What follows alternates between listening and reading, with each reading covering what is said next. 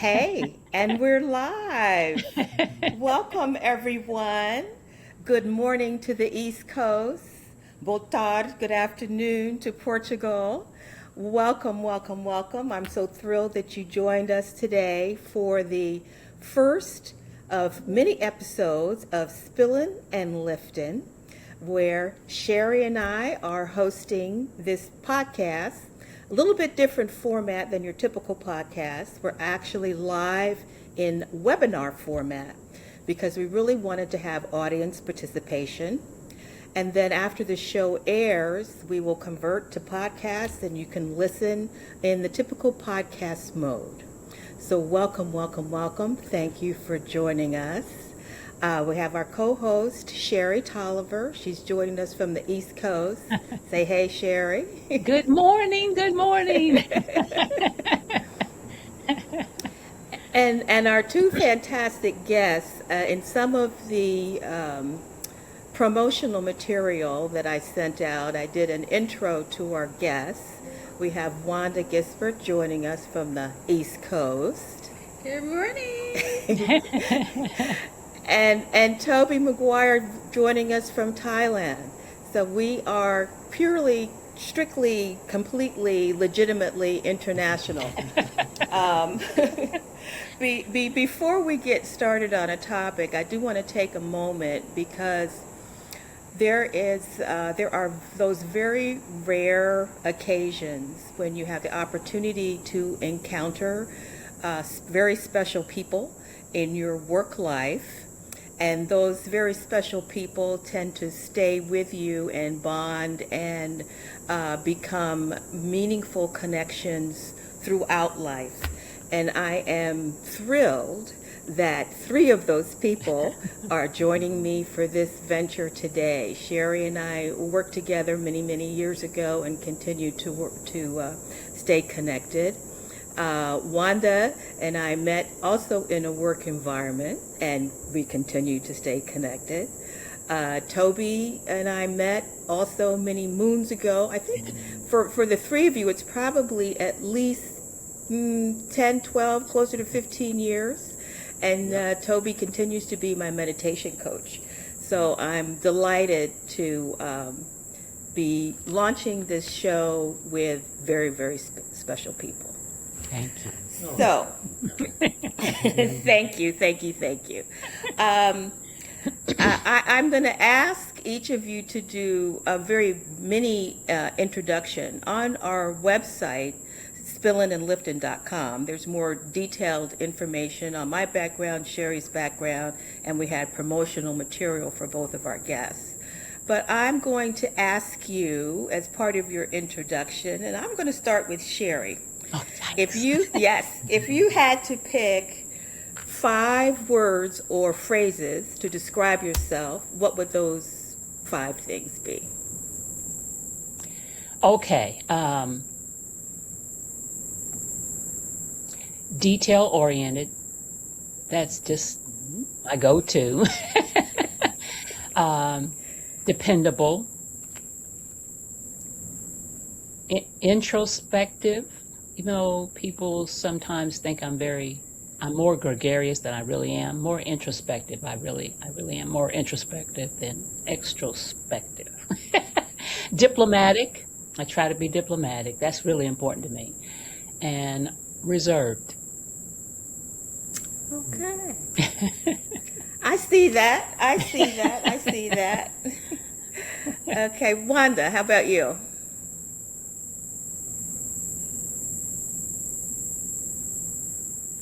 I'm not hearing you. There you 5 go. things Yes. that would describe me. Oh, wow.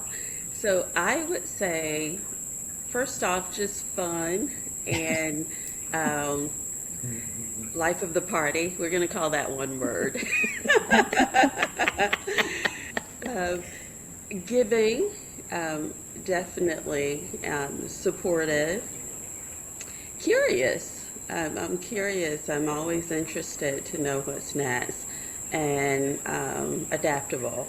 I can adapt to any situation and it has served me well over the past, probably my entire life, but just highly adaptable. Okay. I see that. I can see that.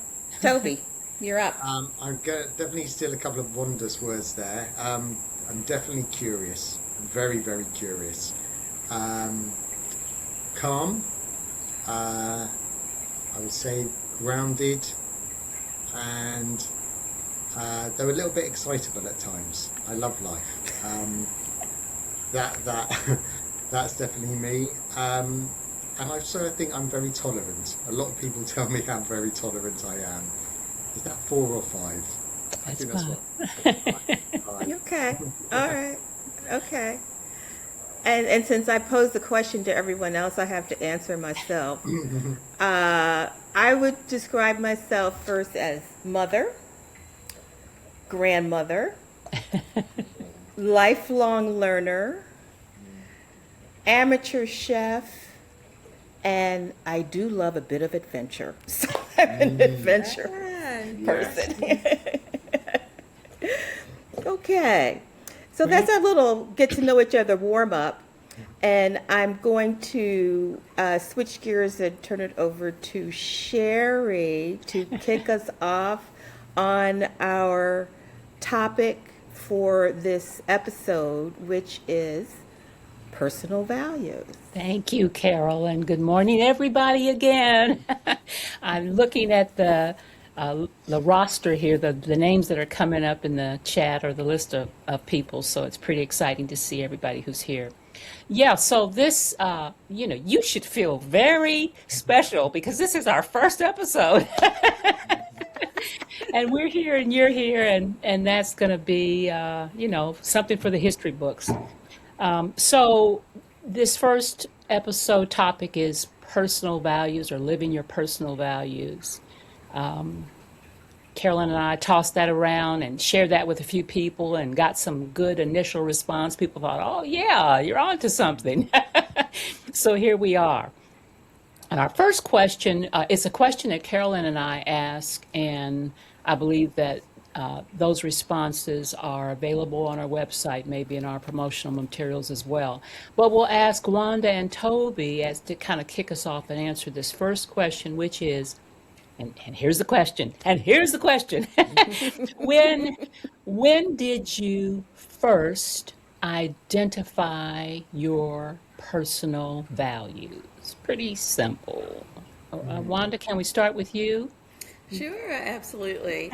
Thank you. Without realizing it, I identified my personal values just very young in life. My biggest core value is service.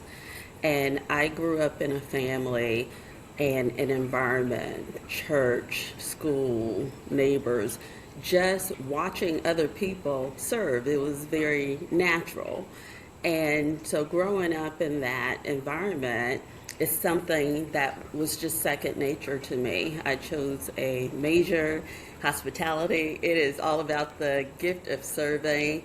And I love to serve others more than I like to be served. And I realize that's very unique because there are many people who like to sit back and just really have that showered upon them. And I get so much joy and energy out of that. So just it started as a whisper when I was younger, just doing different things, volunteering and being a part of organizations early on, Girl Scouts and things of that nature, where service is just core to it. And I just took it on to my professional life, to my academic life, became a professor and adjunct in hospitality, worked for some of the best hospitality companies in the world, Marriott and others. So I realized it early, but I leaned into it. And I just always had, just a pull towards it. I stepped out of hospitality one time to go work at a bookstore, and it did not bring me joy. And so I ran right back. So Borders Bookstore was a great stint, and it just reaffirmed that, no, you belong in the service industry. And so that's where I tend to shine. Okay, thank you, Wanda. Very interesting. I heard interesting words there: whisper and alignment and joy. Toby, how about you? When was the first time you identified your personal values? I could almost name you exactly the date and the year. It was January in 1990, and I remember it very, very clearly. And my value has been kindness. And the reason why I remember it is because when I was in my late teens, early 20s, I was going through a very difficult time in life, a very challenging time. And it was the time that I picked up a book on meditation. And I didn't really know what meditation was. And I started practicing this thing called meditation. And all of a sudden, I was meditating one day, and all of a sudden, it was almost like a voice came to me: Toby, be kind. All of your problems are because you're not kind. And it honestly sounded like a voice outside of me. And I just had this massive realization that day that all of my problems were caused by I just wasn't a very nice person when I was younger. I'm sure you've heard the expression, hurt people hurt people. I'd had a troubled childhood, and that's the person that I was. And from that moment, I decided that I was going to be kind to people, and just my whole life turned around. And I've lived by that ever since, and it just opens up so many doors, and it's just made me live a very, very happy life. Oh, wow, that's beautiful.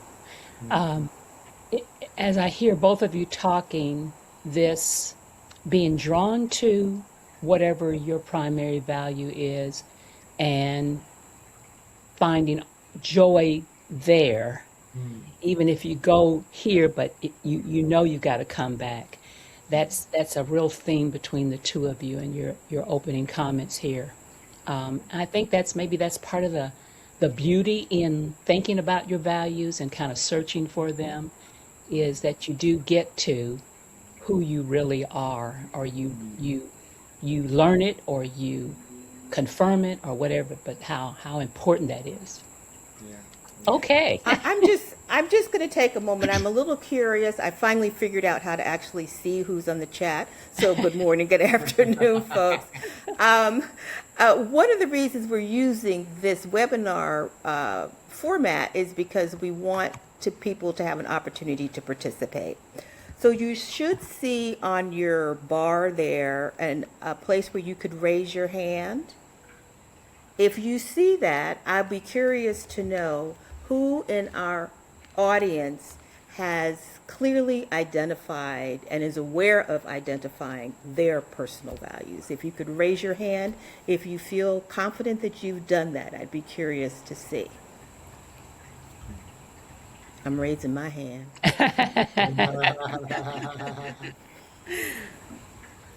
Sherry raised her hand.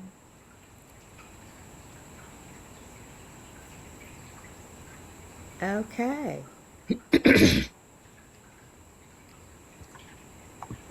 I'm not sure if we can see that in the chat for other folks. Can you see it, Sherry? I don't see it yet. I'm looking up and down the list.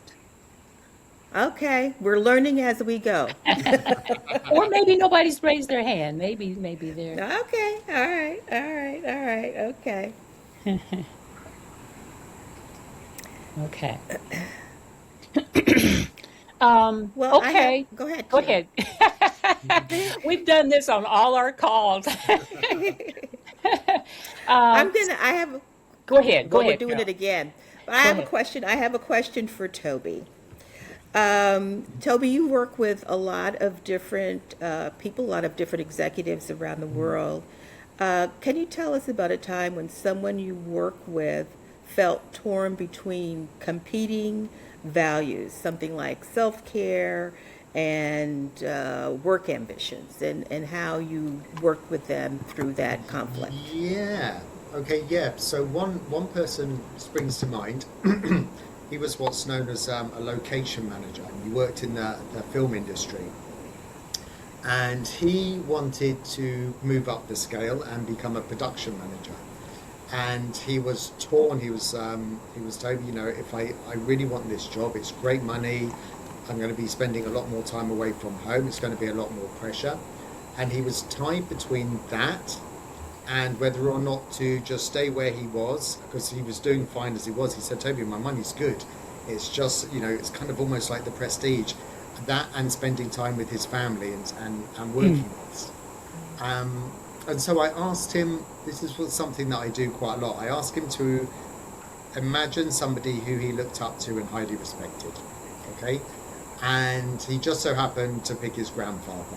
And I was like, okay, well, what are the qualities about him that you admire and respect? And he started talking about his grandfather and how much he loved his grandfather. His grandfather was always kind, generous, his grandfather was always there. And as soon as he said that, that was the little light bulb that went on in his mind. When he realised his grandfather is always there and how much it meant to him, that was what made him realise, actually, my family's more important than everything else. It's a very valuable tool to use. Either imagine a spiritual guide to talk to, if you're that way inclined, or somebody you admire and respect, or a deceased family relative. Very powerful way in which to get people to think a bit more deeply about their values. Mm-hmm. Good. Thanks, Toby. All right, Sherry. I'm looking Oh, at yeah. all of it.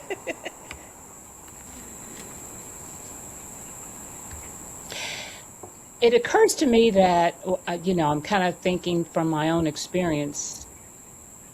It took me a long while to get clarity around my values. So maybe I'll pose this to both of you, Wanda and Toby. We'll start with Wanda perhaps. But if you've ever had the experience where you work with people who are stuck, in trying to get to their values, trying to get clarity around their values.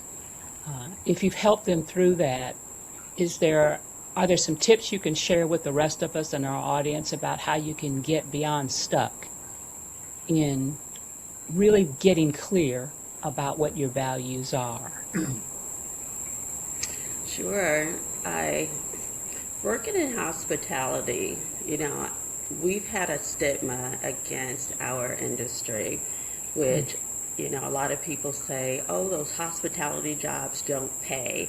And actually a lot of parents kind of keep their students out or keep their kids from majoring in hospitality. We're not going to pay your tuition, because oftentimes parents are looking for big salaries, high titles. They paid for you to go to college and they want, a return. On investment. And I've dealt with quite a few young professionals who are just stuck. They want the title, they want the money, but their passion is hospitality.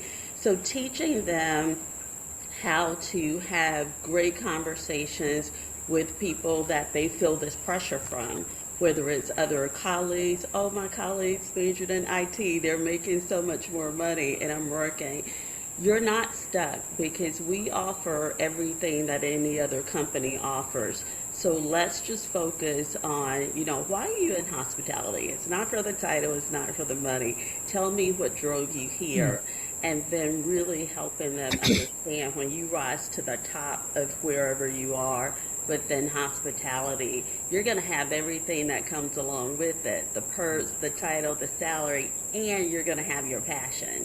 And so don't get stuck on a title. I think a lot of times we get stuck on people's opinion of who we should be, where we should be, how much money we should be making, what car we should be driving. Those are things that get you stuck if you're focused on those kind of exterior metrics of success. You define it. And so if a core value is something that you're truly following, you won't listen to the noise of, it doesn't look like this yet, it doesn't feel like this yet to the others. You have nothing to prove to the outside world. Just living your values, follow your purpose. All of that other, the glitz, the glamour of a career will absolutely come. But you're going to have what other people don't have, which is joy. And walk it in the profession that you have decided is your passion. Yeah. So, well, thank you for that. It reminds me of something Toby said in our initial conversation when we were planning this first episode. Toby, you said something like, we need to listen to what our heart is telling us we want to do versus what our head is telling us we should do. Want to speak a little bit more about that? Maybe that is another clue to, or another way of saying how to get out of stuck. Yeah, no, absolutely. And funnily enough, I work in the same industry as Wanda. I also work a lot in the hospitality industry too, and I do see very similar things. Yeah, it sounds odd, but like when we are thinking with our heads too much, as most of us do most of the time, we're following social conditioning, what we've been brought up to believe is true. But when we start following our heart, then we start being more authentic as to what we really should be doing. And follow your heart. Well, what exactly does that mean? It all sounds great, sounds a bit woo-woo-ish if you ask me, but what does it mean? And so it literally means that take your focus of awareness into your heart. So as we're speaking, as I'm talking to you now, just take your focus of awareness into your heart and just notice how you're feeling. And ask yourself the question, what is it that I want? What feels right? What feels good for me? And if you're undecided about, let's say, two career paths, like one perhaps going for money, one perhaps something that you're passionate about, you'll literally feel it here in your chest. Yep. It feels as though I should be following that. Now we are always guided by our emotions, not our logical, rational, reasoning mind.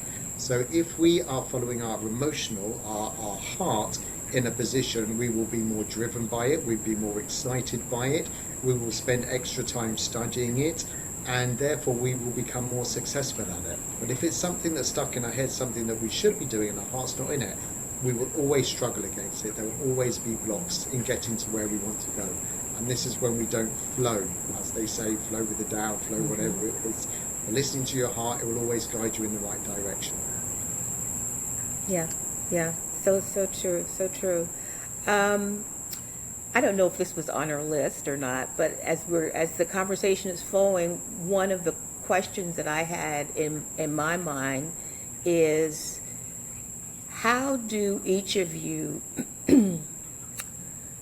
find time or build into your routine ways that you can stay in touch with your personal values as you start your day, go into your work? How do you keep that barometer? That's a great question. I'll be quiet.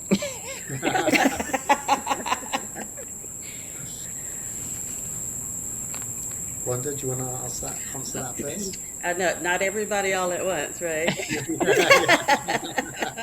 We're thinking. You know, sometimes for me, it's not a everyday thing that I can say that I go to it every day, and sometimes it's probably 10 times a day. It's whatever. I look for opportunities. Like, I keep my little antenna up for me on how I feel when I, just have a need to do something, create wow moments for people. So that's how I refill my cup. I can be in line listening to a certain, interaction that's happening around me, and I'll tune in that. I look for opportunities to serve. I scan a room and just try to find just wow moments for people. You can be in the grocery store, hear somebody say, "Oh, I didn't see this," and you saw it. You don't have to work for the store just to make somebody, "Oh, it's here." And people are like, "Oh my gosh, the world is kind." And we need more of that. We need more strangers just stepping into spaces, and that fills their bucket. It certainly fills your bucket to make someone's day. And so I think that's the gift that I give myself. I look for opportunities just to make someone's day, and it just reaffirms this is a bite-sized, it's like a snack of my service passion. I'm like, oh, I can do this, and that fills you, that fills me, and I go on. And so for me, it's not a conscious something that I do every day, but it's something that I do every moment that I see an opportunity. that I can just give someone just that yes. And sometimes it's a smile, it's a wave. I saw recently on social media where people have just started blowing kisses to people on the bus, and sometimes they blow the kiss back. And I just think we need fun, bring fun into it, and just infuse everyday life with just these little unexpected moments that you can have. You can do it in your relationship, you can do it just anywhere. That's great. I That's love great. that one. That's for me, I meditate every single morning, and that just helps me to stay present. It helps me to stay calm, and something that I hadn't really thought about actually, but it's also something just listening to what you do, Wanda. And I think I almost do this unconsciously. Is every single interaction I have with every single person, I want to make their day just that little bit better. Just a smile, a joke, make them feel good, tell them how good they look. Every single interaction begins with a smile, ends with a smile, and I think that's just a very powerful thing. And I think that comes from presence as well. Just being present with people, giving them time, giving them. I think that's what people really want. We all do, really, don't we? We just want to feel important, that somebody cares about us, that that they've got time for us. They've got time to listen to us, time to listen to our stories, not to just say, hey, how are you, but to really, how are you? And spend a bit of time with them. And I think that's that connection as well. Also, kind of makes me, Yeah. makes me feel good. Yeah. Yeah. Well, it was a bit of a leading question because one of my personal values that's right at the top of my list is spirituality. And one of the things that I have learned to do over the years is to carve out time to do meditation, to have prayer and meditation. And so I'm one of those strange people who enjoys waking up before the sun comes up. I look forward and prepare for the sunrise because it connects me with my spirituality, that I can see the beauty that the Creator has for us to enjoy and experience. And it really grounds me for whatever is coming up in the day. It puts me in a whole different mindset to cope with whatever the day brings, and to bring the best that I have to the day. And that's a discipline I didn't always have when I was working 65 hours a week. It was always about how quickly can I start? How quickly can I start? How quickly can I start? And it didn't take long for me to realize that I was not in sync with one of my core personal values, which was my spirituality. And it just made everything so much harder than it needed to be, as opposed to having the discipline and the routine to take that time to start my day with one of my core personal values. Yeah. I think that morning routine is so important. It's like it kind of sets you up for the day, doesn't it? That's how I feel. If I've done my meditation in the morning, that's it. I feel like I'm in a calm, relaxed, a responsive mood for the rest of the day, and just everything tends to go right for me. Yeah, you see who's my coach. I'm going to borrow that because that's the time that it's very quiet and still, and you will have no competition, no competing competitions anticipating the sunrise. Yeah. That's right. So that's That's right. definitely a nugget that I'll take. Yeah. Okay, cool. Sherilyn, Oh, you're on for yeah. questions. I'm learning. Oh, on for questions. Okay, so let's see. I'm going to go with this one. I don't know where it's going to lead us, but I'm going to go with this one. So, as you think about your personal values and getting to them and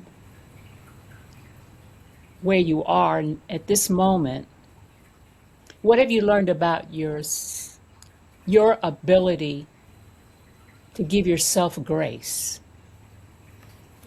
in living or living up to your personal values? Maybe I'll start with Toby this time. Um, by grace, do you mean kind of like forgiveness or? Yeah, Yeah, yeah, yeah. Um, I'm not perfect. I know I'm not perfect. I will never none be of us are. perfect. And therefore I've decided not to even try to try to do it. However, I just try and be the best possible person that I can. And as I mentioned, I think earlier on, like my one of my core values has always been kindness. And just be kind to everybody all of the time. And I just find that that makes every day right for me. I'm not perfect. Yeah, people often say to me, "So Toby, you meditate every day. So does that mean you don't get angry?" Yeah, I get angry. I get angry. I said I'm not perfect. But when I do, I know how to control it, and I know that the way I react to it is either going to make it worse or I can diffuse any kind of situation.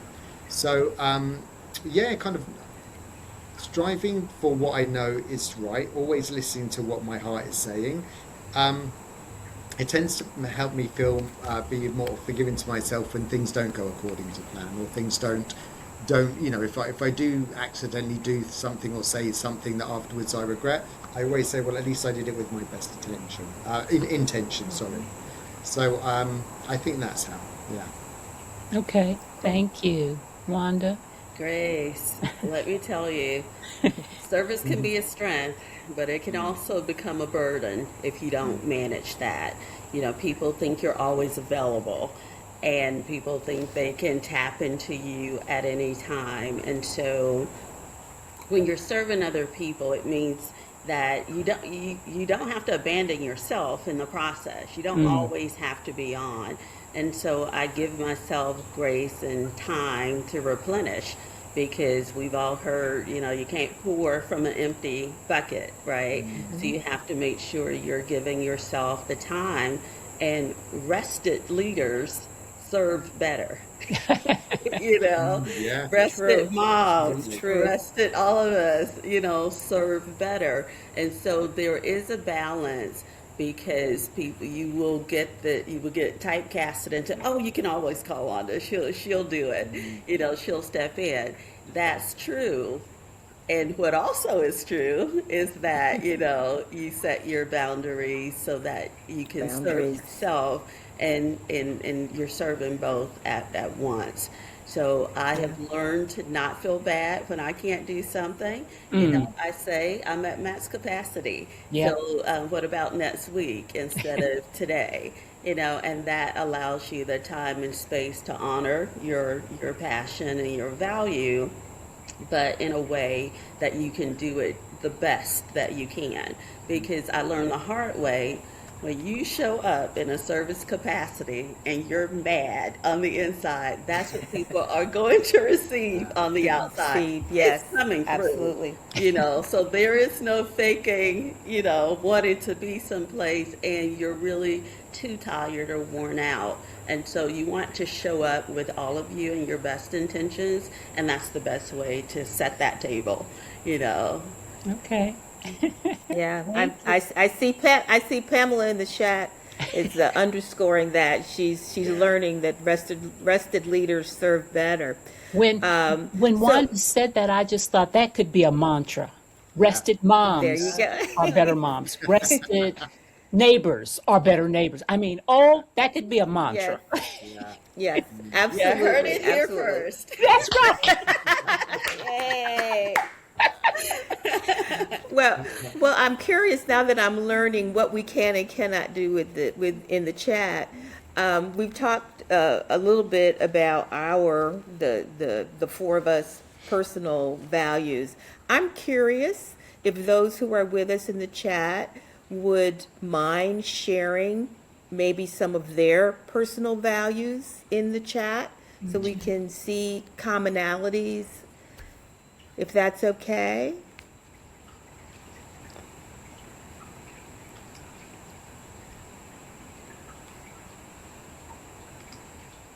I don't see anything coming up in the chat. I don't either. I know earlier somebody talked about Okay. not seeing the option for the hands, but the chat should be available. Looking. The chat's available and Okay, they can do There we emojis. go. here it Okay. comes.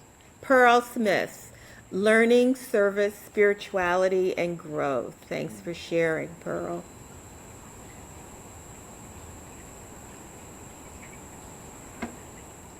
Ah, Lisa, honesty, being direct with care. Being direct with care. I like that. Not always easy. Not always easy. Not always easy. Passing forward. Passing forward from Covette. And I know she lives that. Denise, patience, spirituality, tolerance, acceptance, and welcoming. We've got such a good group. We've got Yeah. great personal Yeah. values. Ah, Atola, living a full life and being kind. Sean, faith, family, and love of people. Loyalty. Pamela. Okay, we'll catch you next time, Pearl. Pamela, family, caregiving, service, love, and loyalty. Those are great. Those are great. I have another question to pose to our guests to put out there. What have been, or when do you know when you are not living in line with your personal values? For me, again, I always feel it.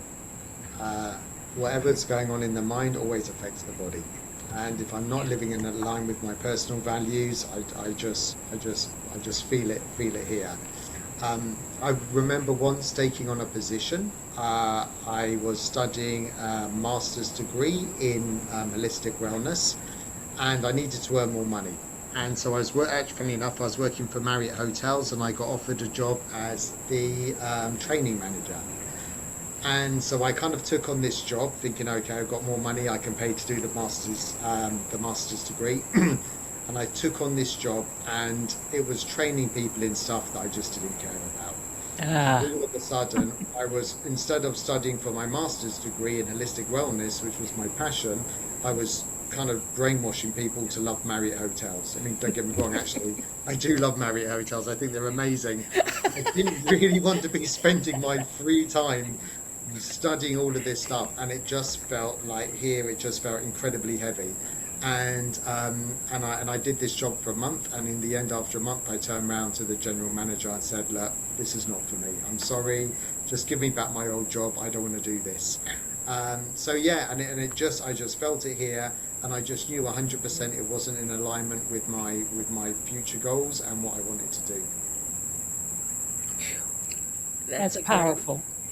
it's a Because great some people can example. spend a whole career Yes. Yeah, being out of sync, you know. yeah, yeah, yeah.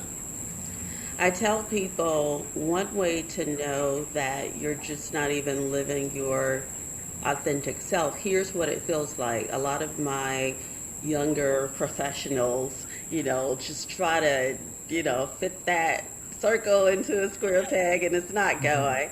And I tell people, okay, get a pen and write your name. And, that's easy. Okay, put the pen in the other hand, write your name again. And they struggle. And I say, you see that feeling? You feel that? Imagine going all day writing with the wrong hand. Everything's going to take longer. It's going to be sloppier. You're going to feel exhausted. You feel it. And you know when you're in the wrong space. You know when you're not in alignment with your values. You can't sleep, you're stressed, your hair falling out. I mean, there are so many symptoms that's going to happen to you. And you're going to make everybody around you miserable and crazy. So your spouse will tell you, something's off. But there's just this natural alignment. So I have had a career in human resources, and that covers many different areas: training, labor relations, It covers payroll in certain companies. It covers just benefits, all of this. Well, one stint of my career, I got trapped into the financial part of HR, which is workforce management. Workforce management tells managers how many employees they can have on every shift based on, historical performance. So if the hotel's full, restaurant, you get to have this many people because we've had this many covers and this is all you can have. And it just took all the joy out of HR. I don't want to sit here and yes, you're controlling payroll and you're controlling labor, which is your largest expense. But that was not Wanda's happy place. And at the end of the pay cycle, yes, you don't have overtime, you don't have this. That does not fill my bucket whatsoever. I like the training, the orientation, recruiting people to the company, the wow moments, and just joy and delight. And so I knew, let me tell you, workforce management is not for everybody. Not your thing. And you learn. And so you pivot and you find something that feels better to you and that you can do every day and grow. So listen to everything around you. Listen to others around you. People who have your best interests at heart will tell you you're not showing up in the way that I know that you normally do. So just listen. Yeah. You'll feel it. You'll feel it. Yes. Well, as the timekeeper, we're winding down to our last 5 minutes before we wrap, and I want to first take a moment to thank our guests for carving out time to launch this project with us and share your experiences and your wisdom. I want to thank all of those folks who took time out of their day to join us and participate. I hope that you got some nuggets out of the conversation to take with you going forward. We will air an episode once a month, and next month's topic is going to be very meaty, and we might have to have a couple of episodes because we've decided to talk about addiction in the next episode. And there's so many shapes, forms, and fashions of addiction. So it's a big, broad topic impacting not only those who are in the cycle of addiction, but family and friends around those. So it's going to be a meaty topic. And I really hope that you will take the time and take a moment to join us and that we can share some experiences and wisdoms to enrich your lives and lift your soul.